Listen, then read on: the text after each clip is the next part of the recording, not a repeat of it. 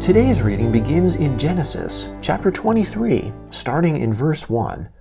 Sarah lived 127 years. This was the length of Sarah's life. Sarah died in Kiriath Arba, also called Hebron, in the land of Canaan. Abraham came to mourn for Sarah and to weep for her. Abraham rose up from before his dead and spoke to the children of Heth, saying, I am a stranger and a foreigner living with you. Give me a possession of a burying place with you, that I may bury my dead out of my sight. The children of Heth answered Abraham, saying to him, Hear us, my lord. You are a prince of God amongst us.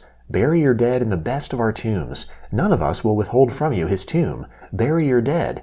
Abraham rose up and bowed himself to the people of the land, to the children of Heth.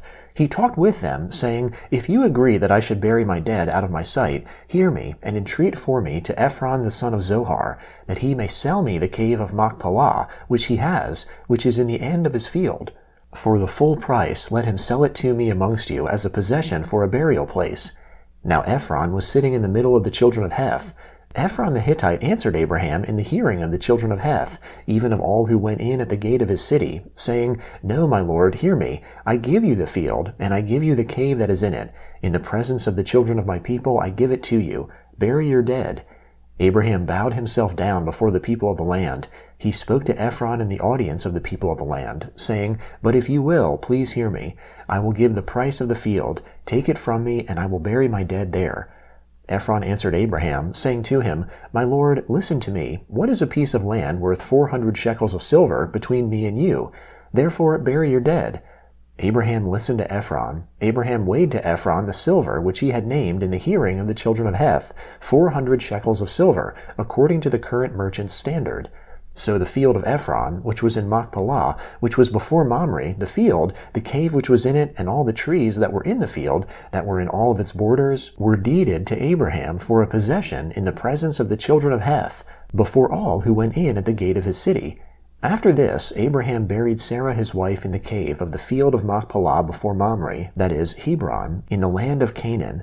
The field and the cave that is in it were deeded to Abraham by the children of Heth as a possession for a burial place. Abraham was old and well advanced in age. The Lord had blessed Abraham in all things. Abraham said to his servant, the elder of his house, who ruled over all that he had, Please put your hand under my thigh. I will make you swear by the Lord, the God of heaven and the God of earth, that you shall not take a wife for my son of the daughters of the Canaanites, amongst whom I live. But you shall go to my country and to my relatives, and take a wife for my son Isaac. The servant said to him, What if the woman isn't willing to follow me to this land? Must I bring your son again to the land you came from? Abraham said to him, Beware that you don't bring my son there again. The Lord, the God of heaven, who took me from my father's house and from the land of my birth, who spoke to me and who swore to me, saying, I will give this land to your offspring, he will send his angel before you, and you shall take a wife for my son from there. If the woman isn't willing to follow you, then you shall be clear from this oath to me. Only you shall not bring my son there again. The servant put his hand under the thigh of Abraham his master, and swore to him concerning this matter. The servant took 10 of his master's camels, and departed, having a variety of good things of his master's with him. He arose and went to Mesopotamia, to the city of Nahor. He made the camels kneel down outside the city by the well of water at the time of evening, the time that women go out to draw water. He said, Lord, the God of my master Abraham, please give me success today, and show kindness to my master Abraham. Behold, I am standing by the spring of water. The daughters of the men of the city are coming out to draw water. Let it happen that the young lady to whom I will say, Please let down your pitcher, that I may drink. Then she says, Drink, and I will also give your camels a drink. Let her be the one you have appointed for your servant Isaac. By this I will know that you have shown kindness to my master. Before he had finished speaking, behold, Rebekah came out, who was born to Bethuel the son of Milcah, the wife of Nahor, Abraham's brother, with her pitcher on her shoulder. The young lady was very beautiful to look at, a virgin. No man had known her. She went down to the spring, filled her pitcher, and came up. The servant ran to meet her, and said, Please give me a drink, a little water from your pitcher. She said, "Drink, my lord." She hurried and let down her pitcher on her hand and gave him a drink. When she had finished giving him a drink, she said, "I will also draw for your camels until they have finished drinking." She hurried and emptied her pitcher into the trough and ran again to the well to draw and drew for all his camels. The man looked steadfastly at her, remaining silent, to know whether the Lord had made his journey prosperous or not. As the camels had done drinking, the man took a golden ring of 1/2 shekel weight, and 2 bracelets for her hands of 10 shekels weight of gold, and said, "Whose daughter are you? Please tell me, is there room in your father's house for us to stay?" She said to him, "I am the daughter of Bethuel, the son of Milcah, whom she bore to Nahor." She said moreover to him, "We have both straw and feed enough, and room to lodge in." The man bowed his head and worshipped the Lord. He said, "Blessed be the Lord, the God of my master Abraham, who has not forsaken his loving kindness and his truth towards my master. As for me, the Lord has led me on the way to the house of my master's relatives." The young lady ran and told her mother's house about these words. Rebekah had a brother, and his name was Laban. Laban ran out to the man, to the spring. When he saw the ring and the bracelets on his sister's hands, and when he heard the words of Rebekah his sister, saying, "This is what the man said to me," he came to the man. Behold, he was standing by the camels at the spring. He said, "Come in, you blessed of the Lord. Why do you stand outside? For I have prepared the house, and room for the camels." The man came into the house, and he unloaded the camels. He gave straw and feed for the camels, and water to wash his feet and the feet of the men who were with him. Food was set before him to eat, but he said, "I will not eat until I have told my message." Laban said, "Speak on."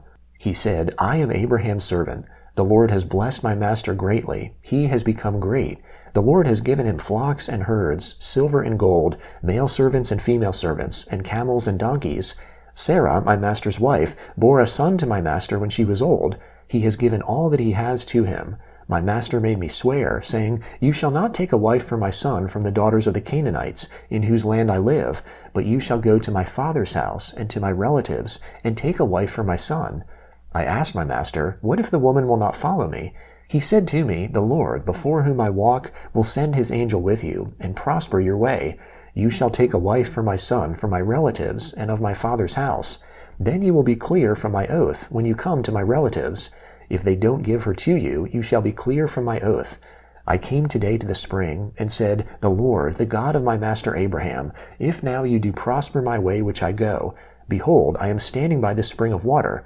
Let it happen that the maiden who comes out to draw, to whom I will say, Please give me a little water from your pitcher to drink, then she tells me, Drink, and I will also draw for your camels. Let her be the woman whom the Lord has appointed for my master's son.' Before I had finished speaking in my heart, behold, Rebekah came out with her pitcher on her shoulder.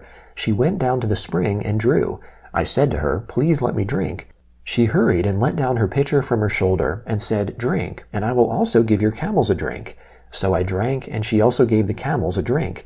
I asked her and said, Whose daughter are you? She said, The daughter of Bethuel, Nahor's son, whom Milcah bore to him. I put the ring on her nose and the bracelets on her hands. I bowed my head and worshipped the Lord, and blessed the Lord, the God of my master Abraham, who had led me in the right way to take my master's brother's daughter for his son. Now if you will deal kindly and truly with my master, tell me. If not, tell me, that I may turn to the right hand or to the left. Then Laban and Bethuel answered, The thing proceeds from the Lord. We can't speak to you bad or good. Behold, Rebekah is before you. Take her and go, and let her be your master's son's wife, as the Lord has spoken." The Gospel of Matthew, chapter 8, starting in verse 1. When he, that is Jesus, came down from the mountain, great multitudes followed him. Behold, a leopard came to him and worshipped him, saying, Lord, if you want to, you can make me clean. Jesus stretched out his hand and touched him, saying, I want to. Be made clean. Immediately his leprosy was cleansed. Jesus said to him, See that you tell nobody, but go, show yourself to the priest, and offer the gift that Moses commanded, as a testimony to them. When he came into Capernaum, a centurion came to him, asking him for help, saying, Lord, my servant lies in the house paralyzed, grievously tormented. Jesus said to him, I will come and heal him. The centurion answered, Lord, I'm not worthy for you to come under my roof. Just say the word, and my servant will be healed. For I am also a man under authority, having under myself soldiers. I tell this one, go, and he goes, and tell another, come, and he comes, and tell my servant, do this, and he does it." When Jesus heard it, he marveled and said to those who followed, "Most certainly I tell you, I haven't found so great a faith, not even in Israel. I tell you that many will come from the east and the west, and will sit down with Abraham, Isaac, and Jacob in the kingdom of heaven, but the children of the kingdom will be thrown out into the outer darkness. There will be weeping and gnashing of teeth." Jesus said to the centurion, "Go your way, let it be done for you as you have believed." His servant was healed in that hour. When Jesus came into Peter's house, he saw his wife's mother lying sick with a fever. He touched her hand, and the fever left her. So she got up and served him. When evening came, they brought to him many possessed with demons. He cast out the spirits with a word, and healed all who were sick, that it might be fulfilled which was spoken through Isaiah the prophet. He took our infirmities, and bore our diseases. Psalm 9, beginning in verse 13. Have mercy on me, Lord. See my affliction by those who hate me, and lift me up from the gates of death, that I may show all of your praise. I will rejoice in your salvation in the gates of the daughter of Zion. The nations have sunk down in the pit that they made. In the net which they hid, their own foot is taken. The Lord has made himself known. He has executed judgment. The wicked is snared by the work of his own hands. The wicked shall be turned back to Sheol, even all the nations that forget God. For the needy shall not always be forgotten, nor the hope of the poor perish forever. Arise, Lord, don't let man prevail. Let the nations be judged in your sight. Put them in fear, Lord. Let the nations know that they are only men. Proverbs chapter 3, beginning in verse 1. My son, don't forget my teaching, but let your heart keep my commandments, for they will add to you length of days, years of life, and peace. Don't let kindness and truth forsake you. Bind them around your neck. Write them on the tablet of your heart. So you will find favor and good understanding in the sight of God and man. Trust in the Lord with all your heart, and don't lean on your own understanding.